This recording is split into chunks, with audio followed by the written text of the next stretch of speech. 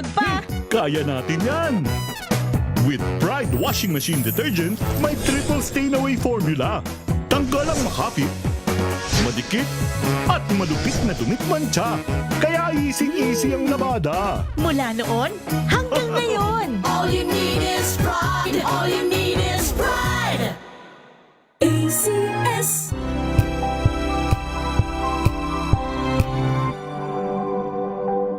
Sa loob ng 86 na taon, DZRH ang naging kaagapay ng mga Pilipino sa balita, sa serbisyo at sa bawat kwento.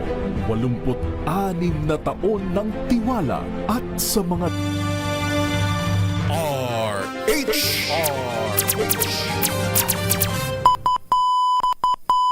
Pilipinas, ang ating oras, 9 na minuto makalipas ang alas 10 ng umaga. Sit back, relax, at makipagkulitan sa inyong favorite besties tuwing Sunday morning. Samot-saring usapan, anything from A to Z. Sagot na yan ng Diyosa ng Bayan, Diyosa Cruzat, at ng nag-iisa hiyas ng radyo, Wina Pearl Hesoro sa Huntahan. Huntahan.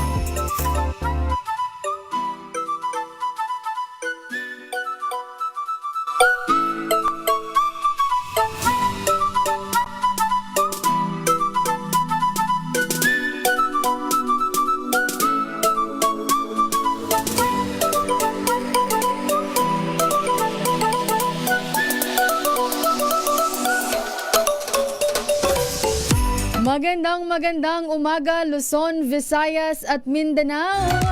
Magandang umaga Pilipinas. Happy Sunday morning. Ngayon po ay araw ng Linggo, April 26, 2026. Aba, huling linggo na po sa buwan ng April. May na naman. Ano na naman kaya ang aasahan natin sa buwan ng Mayo?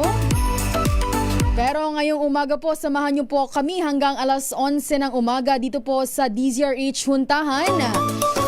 Minus po muna ang aking beshi na si Diyosa Cruzata.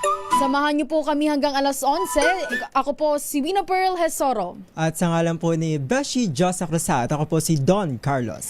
Para pa rin po sa DZRH, una sa Pilipinas. Una sa Pilipino. Good morning, Don. Good morning. Yeah. Blessed Sunday to Blessed everyone. Sunday. Maraming salamat at napaunlakan mo ako na makasama. Samahan ako ngayong umaga. Yes. At syempre, Beshi Don. Tawagin muna kitang Beshi ngayon Okay, habang wala ang Beshi, aking Wina. Beshi Diyosa. Yan. Aba, ramdam na natin ang tag-init.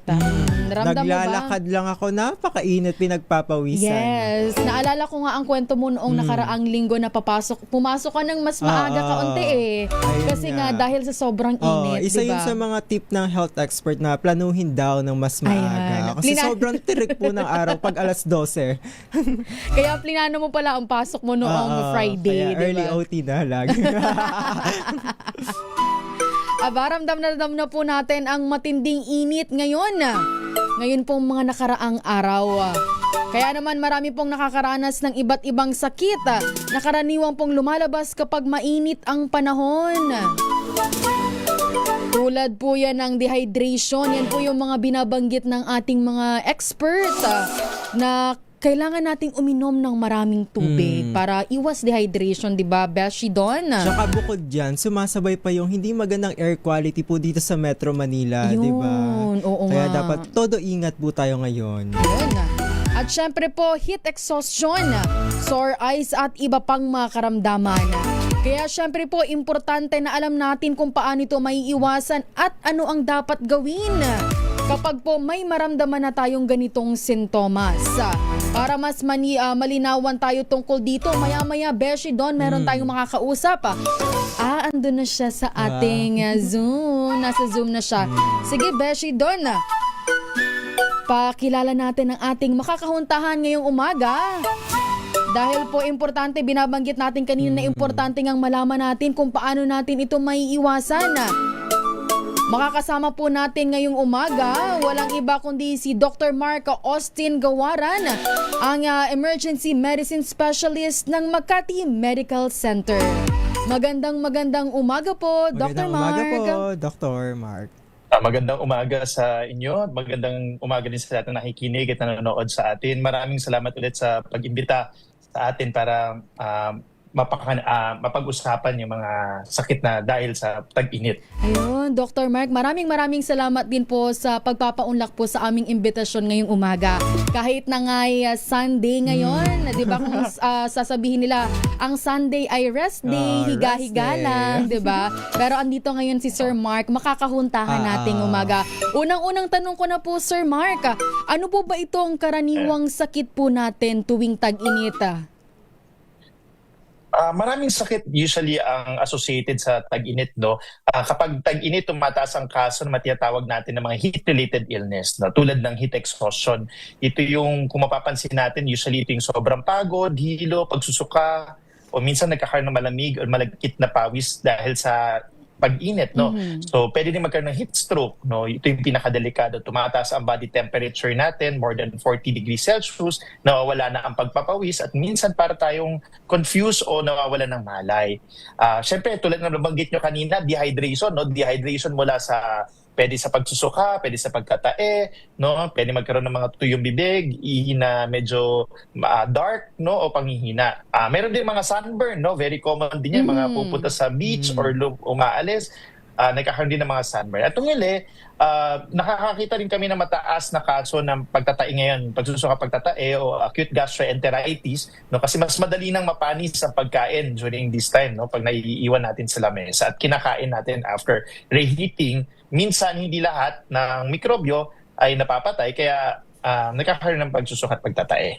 Ayun. Pero Doc, bakit po ba parang sa ating observation po, parang tuwing tag-init, mas nagiging mataas po, parang mas prone tayo sa sakit pag tag-init? Bakit po ba? Ano po ba, Doc, ang pag-aaral po natin tungkol dito? Usually kasi ang sarili nating katawan, may tinatawag tayong paraan ng thermoregulation, yung paraan ng katawan natin na ibaba ulit sa tamang temperature, yung para tayong may sariling thermostat, no? Pero ang problema kapag tag-init, no, nagiging overwork ang katawan, pawis na pawis, no? Konting lakad lang, halos tumatagaktak na yung pawis natin, no? Nawawala yung mga fluids at electrolytes sa katawan natin, no? At kapag hindi ito napalitan, it leads to dehydration right away, no? Again, yung pangalawa is, tulad nung nasabi ko kanina, mas mabilis dumami ang bacteria. Ang mga bacteria, mahilig sila sa medyo warm environment, no? Yung medyo mainit-init, na mas mabilis sila dumadami dito. Yung pagkain na safe sa umaga, pwedeng panis na yan by hapon or after lunch, pwedeng panis na yan, no? Pwede rin bumababa ang immune system natin pag tag-init, no? Kapag dehydrated ka, mas madali kang kapitan ng infection, no? At pwede magkaroon ng direct heat injury, no? Literal na naluluto yung katawan natin internally sa mga kaso ng heat stroke. Madalas din pag summer kasi syempre nandyan yung maraming travel out of town, pagkakaroon ng interaction sa ibang lugar, no? So minsan yon nagkaroon ng pagkakahawa kahit yung mga sore eyes, for example, madaling mahawa during this time kasi mas magkakaroon tayo ng interaction doon sa mga pasyenteng may sakit. So yun yung mga nakikita nating madalas na rason kung bakit during this summer, no, or during pagtag-init, mas dumadami yung sakit. Yung iba, mas nahihirapan sila, lalo na yung time pag from malamig, yun, di ba, usually February hanggang first week or second week ng March, tapos biglang, ayan yung init, no, yung literal na nahihirapan yung katawan natin magkaroon ng umbaga nabibigla yung katawan natin sa pagbabago ng temperatura, na mas madalas tayong magkaroon ng sakit during this time. Ayun, yung binabanggit nga ni Beshi doon na transition, Doc, ng panahon, no, nahihirapan ang ating katawan. Parang, yun nga, Doc, parang galing ka sa malamig, tapos paglabas mo sobrang init, tapos maya-maya parang may Biglang sipon init, ka na. Di ba, Doc? Parang meron ka ng sipon. Yes. Actually, pati yung mga pasyenteng may asthma during this time, mas madalas silang inaatake kasi parang nahihirapan or nasusuffocate yung ang lamig. Tapos pagdating ng warm air, no, nasusuffocate, no, para ka nasisipon, nauubo, no, dito sa mga sitwasyon na ganito, no. Ayun. Dr. Mark, sabi niyo po mas Yun. bumababa po ang immune system. So, sino po ang mas risk at sa mga sakit po nito tuwing Ayun. ganitong panahon po? Correct. May mga high risk, kasi usually, ang epekto naman ng init, hindi pantay-pantay sa lahat, no? Di ba? So, may mga high risk groups tayo tinatawag. Mas madalas sila magkaroon ng mas komplikadong sitwasyon, lalo pa nagkakasakit during this time. Number one, mga bata, no? Kasi hindi pa fully developed yung thermostat nila, yung temperature control nila sa sarili nila, no? So, lalo na yung mga mas bata pa, yung mga sanggol, no? Hindi pa nakakapag-verbalize, so hindi pa nila nasasabi yung uhaw nila, no? So mas at risk sila kasi hindi na ibabalik yung fluid na nawawala during this time. Kung yan mga bata, at risk, syempre yung mga matatanda At din, no? risk Mga din. 60 years old, mga senior citizen natin, at risk din yan, no? Kasi syempre pag nagkakaedad tayo, humihina na ang physiological response natin, no? Pumapalya na rin yung thermostat natin pa nagkakaedad. Bukod pa dito, madalas kapag may kakaedad tayo, mas marami na rin tayong sakit, no? May high blood, nandiyan ang diabetes, nandiyan na stroke na, inataka sa puso, kung iba't ibang mataas ang cholesterol, no? So lahat ito, no, kasama yung pag-inom ng iba't ibang gamot ay pwede maka-apekto din sa control o temperature, physiological response and temperature control ng ating katawan. Yung mga buntis, siyempre at risk din sila kasi mas mataas ang metabolic demand, no? So mas siyempre parang halos dalawa, dumadami yung fluid sa loob ng katawan pag ganito at pag nadi-dehydrate sila, mas delikado. Nandito rin siyempre yung mga outdoor workers natin, yung mga ating kababayan na nagtatrabaho sa labas, no? Mula sa mga construction worker natin. Pero kahit yung mga driver natin na nasa loob ng kotse, no? Kahit yung mga delivery riders natin, mga sa food delivery or sa mga mail delivery riders natin, no? Magsasaka natin sa mga nayon at saka kahit yung mga mangingisda, no? They're also at least kasi direct exposure sila sa sunlight, no? Siyempre yung mga active individuals, mga nag-exercise sa tanghaling tapat, tulad na nabanggit kanina, no? Kahit yung paglalakad mo lang sa tanghaling tapat, tostado ka na, no? So, ang importanteng tandaan natin, kahit healthy ka, no, so tingin mo, malusog ka, no, pwede ka pa rin tamaan ng mga heat-related illness, lalo na ng heat stroke. Ayun. So kahit pala healthy ka, pwede kang tamaan nito. Nabanggit mo yun, Doc, pero susugan ko po yun.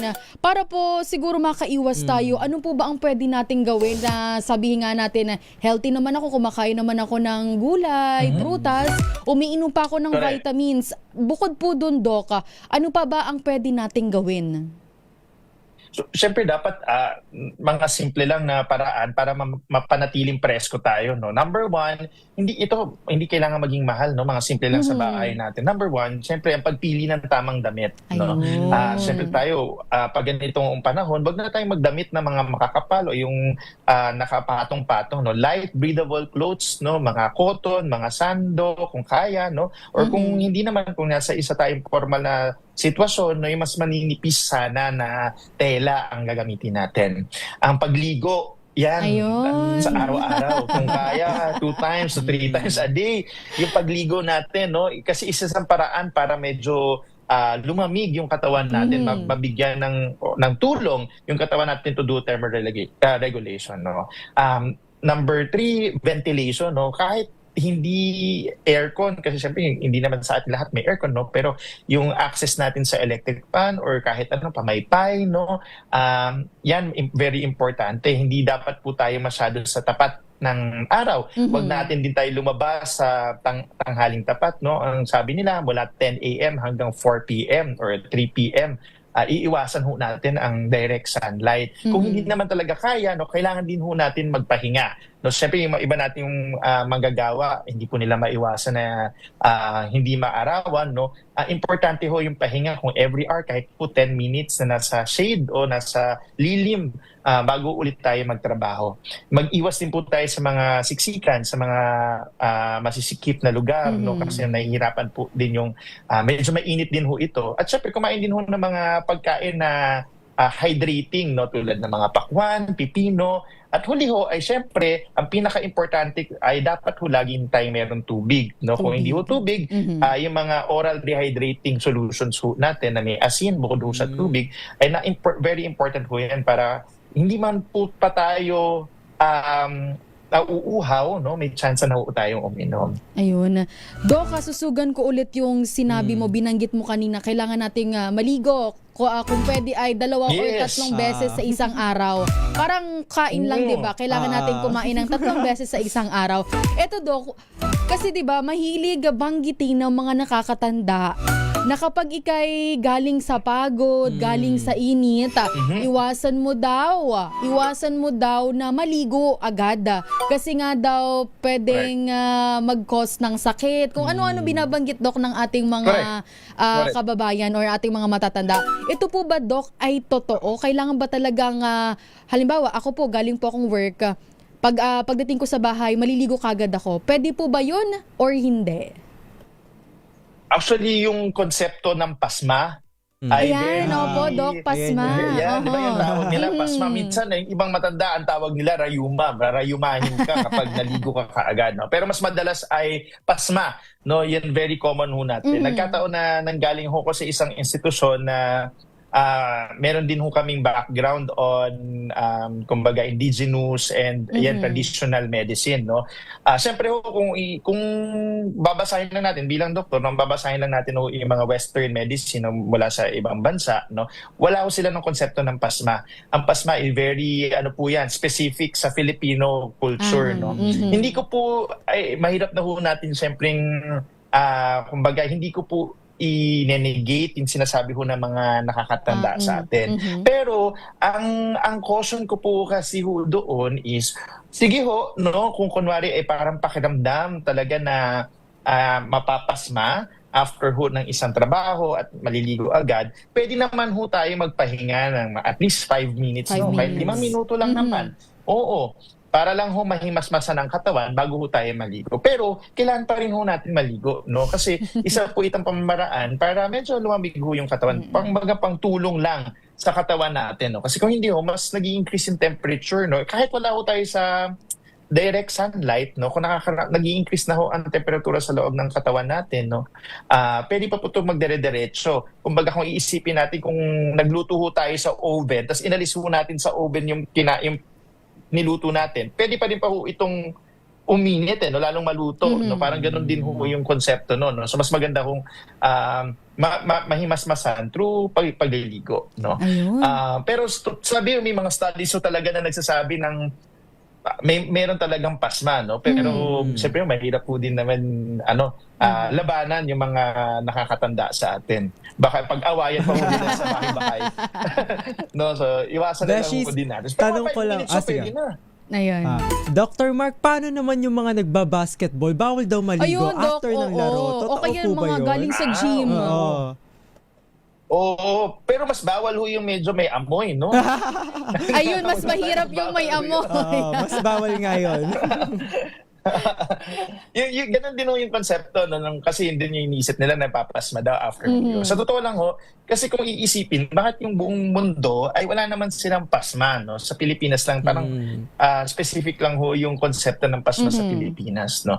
Again, pwede naman ho tayo mag-rest, no? Mag-cool down for 5 minutes, bigyan ng chance yung katawan, lalo kung siyempre hingal na hingal, no, after game o ng basketball or nag-gym, no, or lumakad ng mahaba-haba sa kalye, nag-running, no, pwede po tayo mag-rest for 5-10 minutes, no. You can start hydrating, ibig sabihin during this time pwede na tayong umiinom ng tubig, no, nag-hydrate na ho tayo, and then you prepare yourself to take a bath. But definitely kailangan pa rin ho maligo, no, again to help our body. At saka syempre para maiwasan din natin yung mga mikrobyo, no, na dulot kapag poor hygiene ho tayo, hindi maganda ho yung hygiene natin. Ayun na. Uy ha, sa mga nakikinig at nanonood po dyan, binanggit na po ni Dr. Mark, okay lang maligo ha. Pahinga lang po ng 5 lang. minutes. Kailangan lang natin mag-cool down kahit 5 minutes. Dahil nga dyan, Beshi, nag-comment nga dito si Ma'am Teresita Atienza sa ating YouTube live. Sabi niya, ang paligo niya daw sa gabi ay bago ang bedtime. Sanay daw siya doon para daw mahimbing ang kanyang tulog. Sabi niya pa, Dr. Mark, 74 years old na siya pero hindi pa raw siya nakakaranas nitong pasma kahit na naliligo daw siya bago matulog. Mukhang magkakasundo Totoo. kami So, ni Teresita. Tama naman po yun. Diba? Tulad din isang pagpapakatotoo na hindi naman po sa lahat ng pagkakataon, ang pagliligo ho ay pwede nating ay ituro na rason para sa pasma. No? Marami pa rin pong ibang rason. No? Importante tulad noon, paliligo before sleeping. No? Kasi mas maganda naman, mas maganda ang tulog natin pag medyo mababa yung temperatura natin or lower temperature. And yung paliligo, it help us to cool down. No? Magiging mas malamig po yung pakiramdam natin, mas maaliwalas, mas maganda ang tulog po natin. No? So, ganun din naman ho yun. Para mahimbing ang tulog, maligo po tayo, di ba? Pwede naman daw pala ang dalawang Pati beses. ho ang mga katabi natin. Kung meron po tayong katabi, mas Ayun. mahimbing ang tulog nila kung naligo din po tayo. Ayan, maya-maya po sa ating pagbabalik. Magtatanong pa tayo kay Dr. Mark ng mga heat-related illnesses pang katanungan. Para naman po sa mga nakikinig at nanonood dyan, pwede po kayong mag-comment sa aming Facebook at YouTube Live, DZRH News Television. Pati po sa DZRH News, pwede po kayong mag-comment. Ano po ba ang gusto nyong itanong kay Dr. Mark? For sure, babanggitin, tatanungin po natin yan. Para naman sa ating text line, Beshi. Ayan, para po sa mga gusto mag-text na may tanong po, mag-text lamang po sa 0919-282-6485. Ulitin ko, Beshies, 0919-282-6485. Yan. Pwede po kayo mag-text dyan. Kung may tanong kayo kay Dr. Mark, o kaya naman may mensahe kayo kay Dr. Mark. Ayan. Maya-maya po, bago sa ating pagbabalik, daratsadahan po natin yan ang ating pong oras, 10:29 ng umaga. Ang oras na yan ay hati.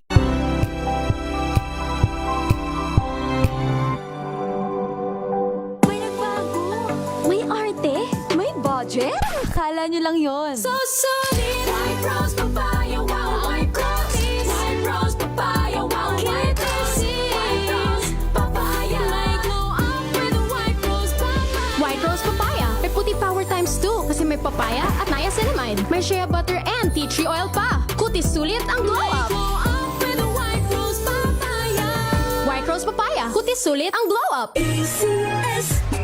Galalala Falcon.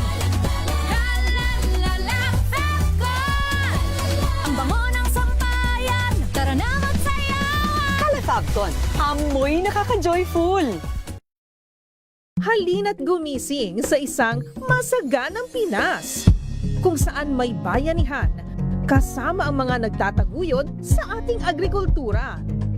Kasama ka rin dito, ikaw mismo.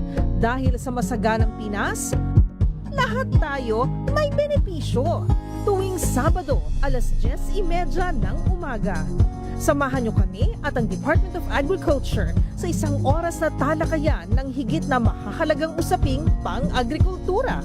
Masaganang Pinas sa DZRH sa April 25 na. Abangan! Halika na, tayo na sa masaganang Pinas. Galalala Falcon. Galalala Falcon. Ang bango ng sampayan. Tara na magsayawan. Calefabcon, amoy nakaka-joyful.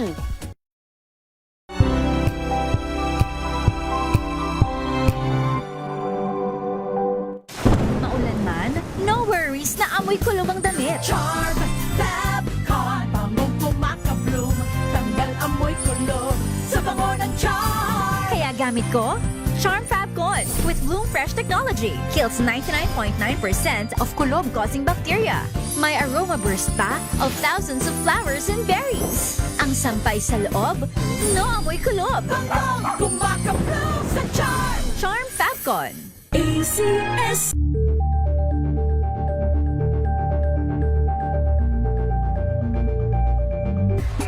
Galalala Falcon. Galalala Falcon. Ang bango ng sampayan. Tara na magsayawan. Calefabcon, amoy nakaka-joyful.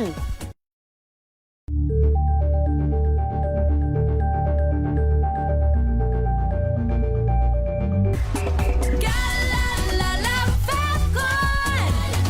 Galalala Falcon. Ang bango ng sampayan. Tara na magsayawan. Calefabcon, amoy nakaka-joyful.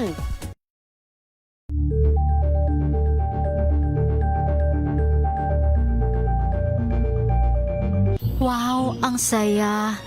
Isang barangay na labada, puro mancha pa. Goodbye, pahinga. Mommy, isang laba lang yan sa Pride Bar Blue. May powerful stain-away enzymes na malupit sa dumit mansya. At di masakit sa kamay. Isang laba lang yan. Hello, pahinga. Hello, Pride Bar Blue. ACS.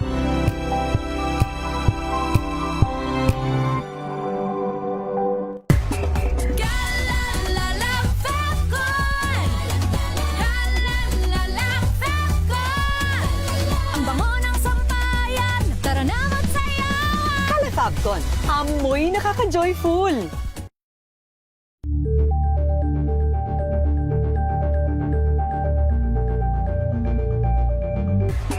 Galalala Falcon. Galalala Falcon. Ang bango ng sampayan. Tara na magsayawan. Calafabcon, amoy nakaka-joyful.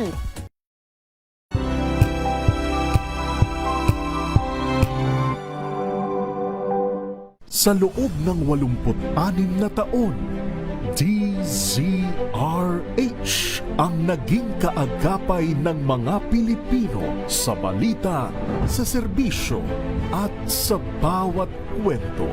86 na taon ng tiwala at sa mga darating pang taon, mas pinalakas at mas pinagtibay para sa Pilipino. DZRH, una sa Pilipinas, una sa Pilipino. Serbisyong tapat sa'yo, DZRH.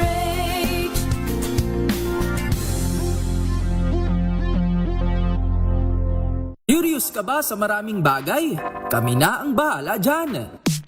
Aalamin, tutuklasin at bibigyang linaw namin ang mga katanungang bumabagabag sa inyong isipan. Sa programa kung saan ang bawat sagot ay galing lamang sa mga eksperto. Ang Expert's Opinion, tuwing linggo 3:00 ng hapon, dito lang sa DZRH TV. Number 1 na naman ang inyong RH.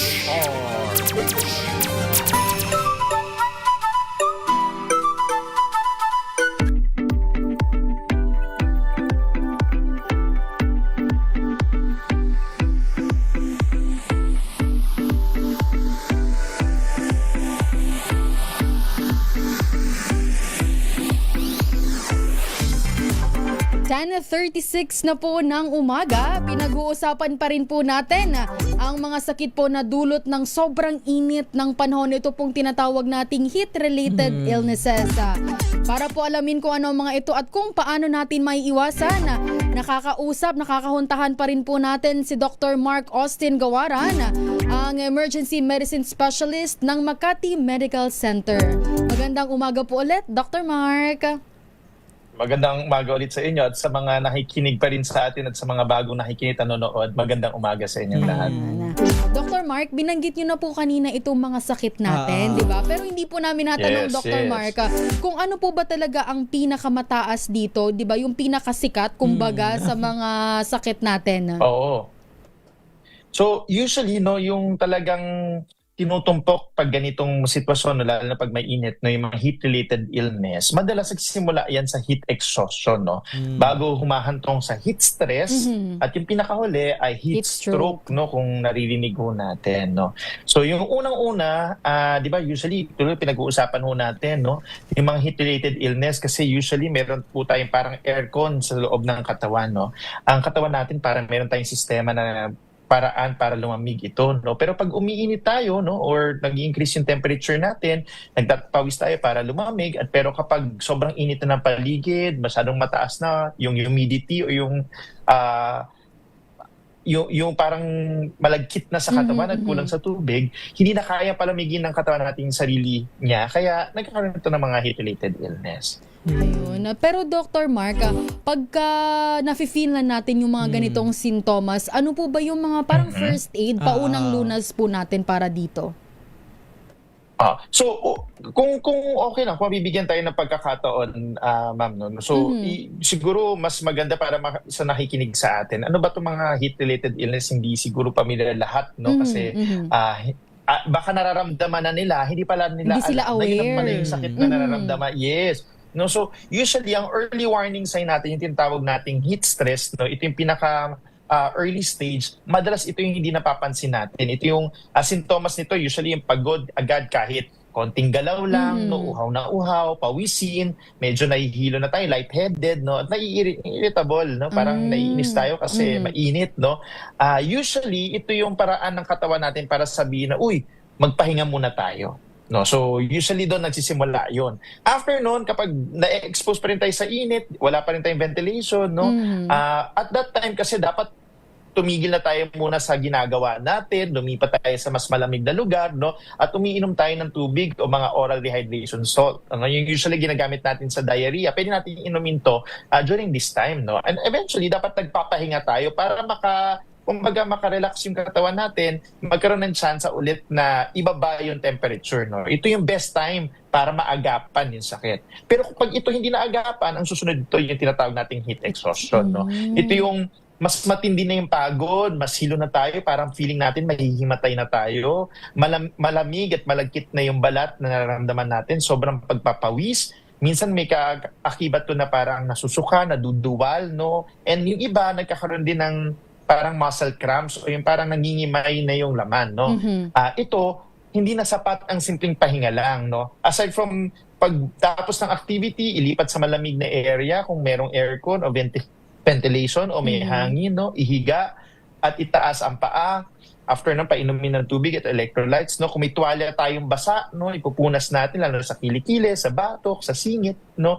At kapag hindi ito gumagaling, doon dapat natin dinadala agad sa ospital, no? Doon nangyayari kapag hindi pa rin ito naagapan, magiging heat stroke. Ito yung mas medical emergency. Ito yung nakamamatay, no? Ito yung wala nang abilidad yung katawan na ibaba talaga yung temperature natin. Hindi na makontrol ang temperature. Sobrang taas na 40, 40 degrees Celsius na parang talagang inaapoy na yung tayo sa lagnat. At nagkakaroon dito ng brain dysfunction, no? Madalas wala nang pawis kasi parang kumbaga ubos na yung tubig sa loob ng katawan, wala nang tayong maipawis, no? Tuyo na yung balat natin. Meron din itong kasamang confusion, hindi na nakakausap na maayos yung mga pasyente. Yung iba nagsi-seizure o nagkukumbulsyon, nawawalan ng malay. Yung iba naman sobrang bilis ng tibok ng puso. Ito, pag ito ay hindi naagapan talaga, ito ang nakakamatay, no? So ang golden rule natin sa heat stroke, unahin muna palamigin, no? Kung may yelo, may tubig, no? Palamigin agad natin and then ilipat agad natin sa hospital, no? So, kung kayang hubaran yung sobrang damit, lagyan ng yelo at malamig tubig sa leeg, kilikili at singit, at syempre kung may electric fan or may ventilation, may hangin, no? Yun ay dapat ibigay natin agad sa mga, parang first aid natin sa mga pasyenteng nakakaranas ng mga ganitong sintomas. Ayun, so pag ganun, yun ang... yun, kung ang tanong natin is rule kung paano maiiwasan ito, syempre laging may hydration, no? Tubig tayo every 30 minutes, ano kung mainit, no, nasa arawan tayo, no? Huwag nating hintayin yung uhaw, no? Lalo na alam naman natin very exposed po tayo sa init, no? Pangalawa is heat avoidance. Heat avoidance meaning wag muna ho tayong lalabas, no, kung kaya, direct sunlight ng 10 a.m. to 4 p.m. or gumamit ho tayo ng mga payong, sombrero, or kahit pa paano may shade, no? And then syempre, ang huli, body awareness. No? Makinig tayo sa ating katawan. Huwag natin ipilit kahit pagod na tayo, nahahapo na tayo, hingal ho tayo. Huwag na natin ipilit, no? Pwede ho tayo magpahinga. Ito po yung mga rason, yung katawan ho natin, matalino po ang Diyos kung paano na ginagawa ang katawan natin. May mga built-in system ho tayo na nagsasabi. Nagkakataon lang ho kasi na hindi natin pinapakinggan kaya lalong lumalala ho yung mga sakit. Ayun, Dr. Mark, dalawang tanong po para sa akin. Nabanggit niyo po kasi, Dr. Mark, itong pag-inom ng tubig at ito pong pagbabad sa labas sa mainit na panahon. Unang tanong ko po, Doc, about po sa pag-inom ng tubig. Totoo po ba? Ano po ba talaga dapat? Ilan po nga glasses ng tubig ang dapat inumin po natin kada araw? Kasi may binabanggit po sila nga 8 glass meron per na day. 8 to 12. 8 to 12. Correct. Meron din pong 8 to 12. Tapos pangalawang tanong ko po, Doc, about sa pagbilad natin sa araw. Kasi meron tayong misconception na tinatawag na parang yung iba, binabanggit nila na alas 9 ng umaga, pwede pa, okay pa siya, may nutrition pa siya para sa ating vitamin D daw. May vitamins pa. Yun po, Doc, ano po ba dapat ang mga dapat nating tandaan na patungkol po dito? So yung unang tanong natin, sa totoo lang, walang hard and fast rule, no? Sa mga libro, no, kahit anong yung ibang doktor, yung 8 to 12 glasses, no? Well, number one, hindi natin alam kung pare-parehas tayo ng laki ng baso. Baso. Diba? May basong ganon. May baso. Hindi natin alam, di ba? No? So, paano kayo malalaki? Tumbler pala, di ba? Yung mga ginagamit nila, no? So, yung 8 to 12 glasses, no? Even if it's, no, kahit hindi tayo mamiloso, pero yung average glasses, no? Hindi siya, kumbaga, para lang madaling matandaan ng tao na at least meron silang iniinom. May goal ba, kumbaga. Pero sa totoo lang, walang ganun sa medisina, no? Ang pinaka rule talaga natin yun is kapag nakakaramdam tayo ng kahit konting uhaw, no, dapat nag-start na tayong uminom. No? Pero kung yun talaga, kung hindi naman ganun kainitan, basta may konting uhaw, dapat nag-start na tayong inom. Pero pag sa mga ganitong sitwasyon na napakainit, no, minsan sa Metro Manila, tumataya ng 40, 41 degrees Celsius sa labas, no? Kung alam po natin ang mga ginagawa po natin na ay expose po tayo sa init, no, kahit po 30 minutes, 40 minutes, umiinom na ho tayo. Kahit hindi pa po natin nararamdaman yung ganong uhaw, no? Kasi mas importante yung nagkakaroon ng hydration na painom-inom. Siyempre, ibang sitwasyon ho, sa mga may sakit sa puso, siyempre may sakit sa kidneys, iba rin naman ho yung usapan doon. No? Mahirap po natin silang bigyan ng particular amount of fluid, no? Pero hanggat maaari, makikinig ho tayo sa katawan. Kung nakakaramdam na ng konting pagtuyo sa labi, pagtuyo sa lalamunan, uminom na ho tayo, no? Kahit hindi pa tayo uhaw. Yun ho yung unang tanong, no? Yung pangalawang tanong ho ay nakalimutan ko yung pangalawang yung oras po, Doc. Yung pagpapaaraw. Tama naman ho yun. May vitamin D talaga na tayo nakukuha sa pagkaroon ng pagpabilad natin sa araw. Unfortunately, or fortunately also, we're near the equator na masyadong malapit po tayo. Ngayong summertime, masyado talagang matindi ang init. No? Kung tutuusin, alas 6 pa lang ng umaga, nagsisimula na ho yung init. Totoo. So, ang rule of thumb ho natin, hanggat hindi dapat ho nakakapaso yung pakiramdam sa balat, no? Kasi hindi naman po natin gugustuhin na magkaroon ng sunburn. Usually, kung hindi may kalamigan ho ang panahon hanggang alas 9, no? Pero sa ngayon ho, nakikita ko kahit mga hanggang alas 7, 7:30 or 8, napakainit na ho, no? Hindi na tayo pwedeng mag-expose. At kung sakali naman ho, may kakayanan ho tayo, no? Pwede po dapat po talaga naglalagay tayo ng sunblock sa mukha or sa ating balat, no? Para hindi ho nasusunog. At mas malaki yung chance na ma-dehydrate kapag sunog ang balat. Ayun, di ba? Kailangan natin mag-sunblock doon. Lalo na ikaw kasi naglalakad ka, di ba? Mula sa iyong tinitirhan papunta dito sa office. Go ahead doon.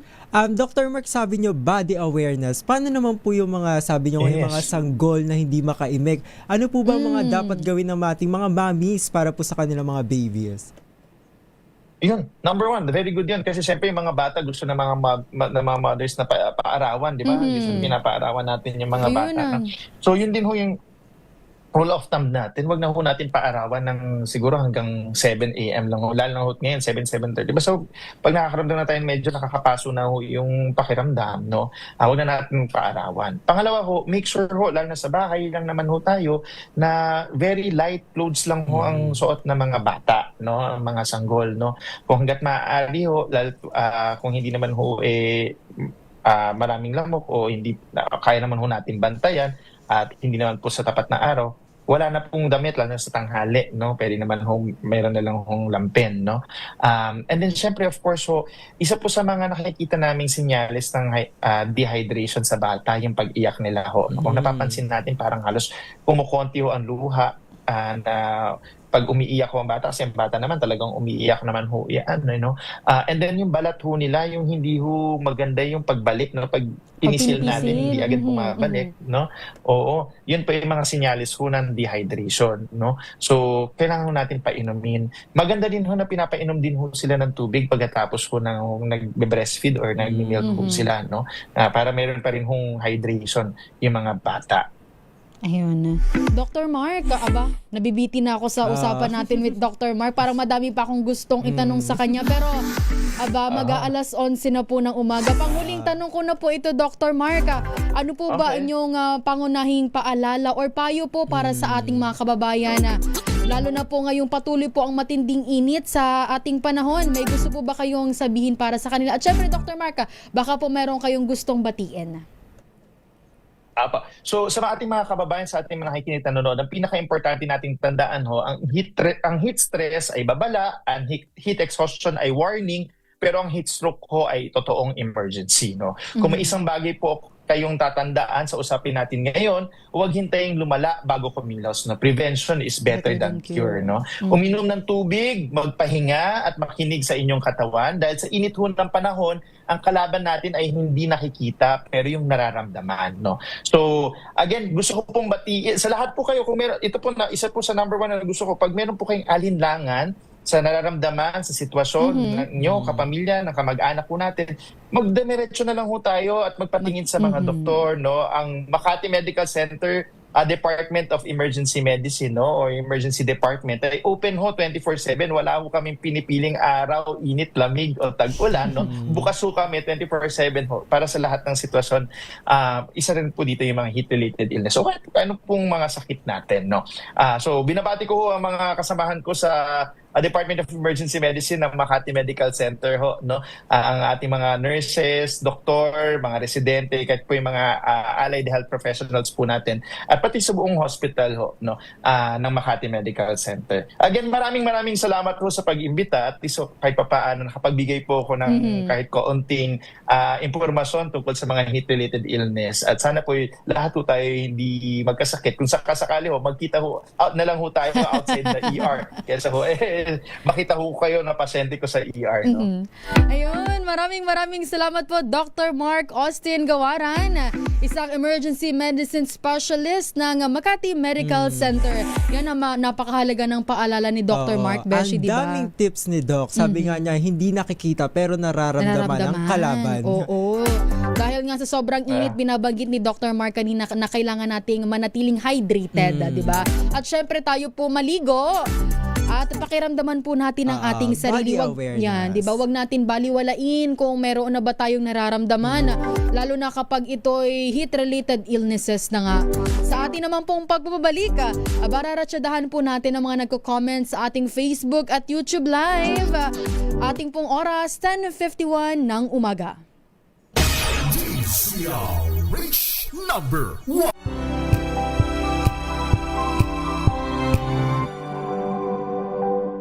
Alamin ang mga maiinit na isyung pambayan, mga balitang kailangan mong malaman, usapin sa pamahalaan, politika, ekonomiya at kabuhayan. Ito ang mga dapat mong malaman, pakialaman at pag-uusapan dahil kayo ang tinig ng mamamayan dito sa Damdaming Bayan. Live sa DZRH Radio, DZRH TV at DZRH Digital. Kasama sina Lakay, Deo Macalma at Elaine Apit. Araw-araw, Lunes hanggang Biyernes. Damdaming Bayan. DZRH sa latest survey ng Kantar Media na inilabas nitong January 2026, hindi lang sa Metro Manila kundi pati rin sa Mega Manila. Patunay na DZRH lang ang inyong tunay at totoong pinagkakatiwalaan. Taos-puso po kaming nagpapasalamat sa inyong patuloy na pagtitiwala dahil ang DZRH,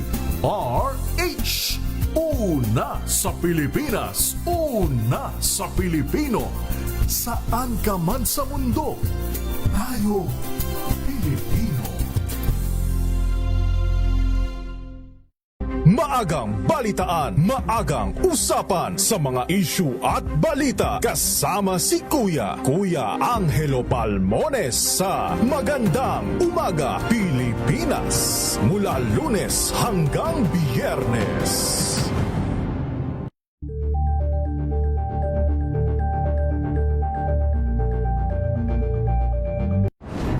Kung good vibes ang hanap mo, dito ka na sa sigurado!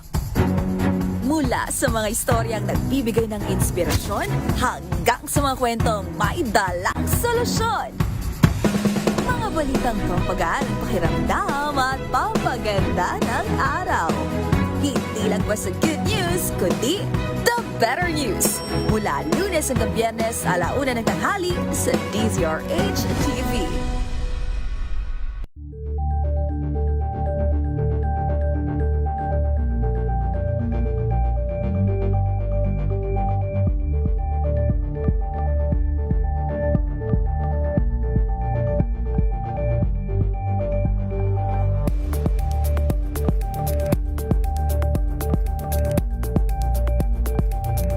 Tambalang Anthony Taberna at Jerry Baha ang gigising sa inyong umaga dahil lalatay ang humahagupit na diskusyon at komentaryo Lunes hanggang Biyernes sa 2x2.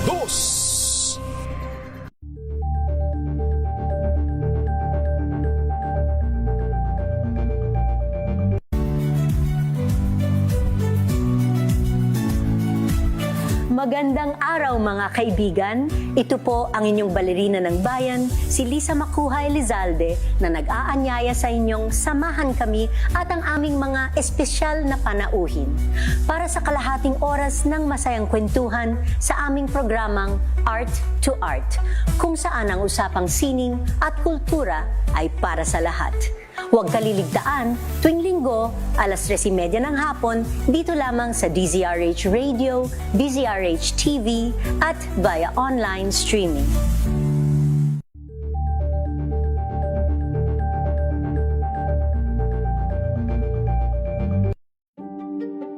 Buklatin ang mga pahina. Pakinggan ang boses ng lipunan.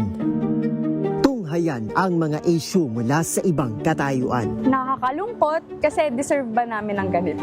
Na hindi nila alam kung ano talaga yung kanilang mga karapatan. Yung gobyerno, tinulungan nila yung kanilang magsasaka. Pinapatahimik tayong lahat using various laws. Through education, kayang-kaya nating baguhin.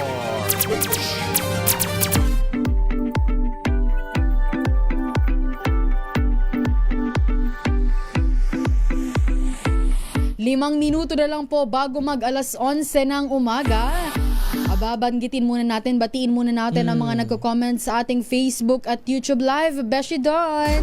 Ang sabi dito sa ating YouTube, no? Sino daw yan? Sabi ni Ma'am Teresita, nagpapa-check up daw siya doon dati sa Makati Med. Ay talaga namang may Suki health-seeking behavior si Ma'am Teresita pagdating sa kanyang kalusugan. Diba? At syempre magandang umaga din kay Sir Melvin Letrodo na nagko-comment sa ating YouTube Live. Ratsadahan ko lang, Beshi, itong mga nagko-comment sa ating Facebook Live. Magandang umaga po kay Sir Randy Santisas.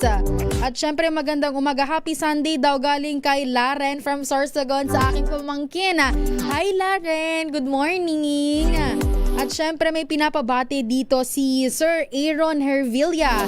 Happy Sunday morning. Watching daw from Nasipit, Agusan del Norte. At pinapabati niya, Beshi, ang kanyang girlfriend. Wow. Ang kanyang girlfriend na si Annalyn Duran. At kay Nanay Telly Hervilla, nanonood daw ngayon sa huntahan. Stay strong po. Yan, happy Sunday morning. Ingat po kayo at kain-kain din pag may time. At syempre magandang umaga din kay Mama Mavic, kay Tita Mavic De Juan, sa nanay ng aking Beshi Josa. Hello po, good morning. Baka Beshi may mabatiin ka. Go ahead. Syempre, nakita ko yung announcement ng barangay namin. Isasara daw yung kalsada. Kasi bakit? Happy Fiesta po sa Barangay Bronsaka, Balagtas, Bulacan. Grabe naman. Isasara ang buong barangay may ba? street dance daw kasi. Okay. Yan. Shoutout po sa aking mga nanay, tatay, kapatid, dyan po sa Bronsaka. Happy Fiesta! Wala ba tayo dyan? Diba? Padalhan nyo na dito yan. Lumpia naman dyan. Alam ko pwede yung parang pwede yung ride hailing app mula doon papunta dito. Pwede naman yan dito eh. Pwede padala yan. Kaya yan. Pag ganun ba, Beshi, doon, naghahanda ba kayo? Dati, naghahanda. Pero hindi ko alam kung meron kaming handa ngayon. Bakit naman? Ayaw mo lang ata magpadala dito eh. Kaya ayaw ko umuwi. Mapapagastosan.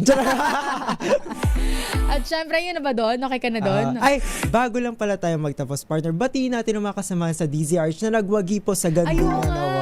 Ito nga, babanggitin natin siya, Beshi, doon. Diba? Dahil po, kinilala ng University of the Philippines ang ilang personalidad ng DZRH News sa pinakahuling Gandingan Awards. Itinanghal po na Best AM Radio Program host si Dr. Cesar Chavez ng programang Special on Saturday.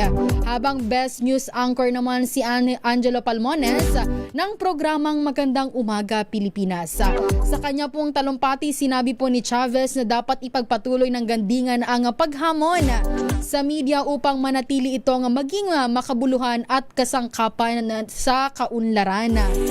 Mapapakinggan po at mapapanood ang programa po ni Dr. Chavez sa kanyang public affairs shows tuwing Sabado alas 7 po ng umaga, habang Lunes hanggang Biyernes naman ang balitang hatid ni Angelo Palmones. Sumentro po ang ika-20th edisyon ng Gandingan sa kahusayang hatid ng media sa pagbabalita at pagtalakay ng mga isyong may kinalaman sa kapaligiran. At dahil po dyan, good news. Eto naman, binabanggit ko pa lang. Eto naman, kaya nga sabi ko hindi pa po ako uuwi. Maya-maya pa po ako uuwi. Dahil po dyan, sagot daw ni Sir Angelo Palmones sa aming lunch today. Maraming salamat po. Ito po ay mula sa Sunday Group. Maraming salamat po, Sir Angelo. Dahil dyan, magpapaalam na ba tayo? Yes, magpapaalam na tayo. At bago tayo magpaalam, Beshi, baka magtampo ang aking nani at tatay. Magandang umaga po, Nanay Gina at Papa Edwin dyan po sa Sorsogon. Batiin ko rin ang aking mga kapatid dyan. Ilan ba kami? Yes, ang aking mga kuya at ang aking ate at syempre sa aking mga pamangkin. Magandang umaga at ingat po tayong lahat. Lalo na ngayon na sobrang init ng panahon. Dahil po dyan, dito na po nagtatapos ang ating isang oras na huntahan. Ating isang oras na chikahan. Dito po sa huntahan, minus po muna ang ating beshi na si Josa Cruzat. Kami po ang inyong nakasama, Wina Perlasoro. At ako naman po si Don Carlos. Para sa DZRH, una sa Pilipinas. Una sa Pilipino. Ang ating pong oras, eksakto alas 11 ng umaga.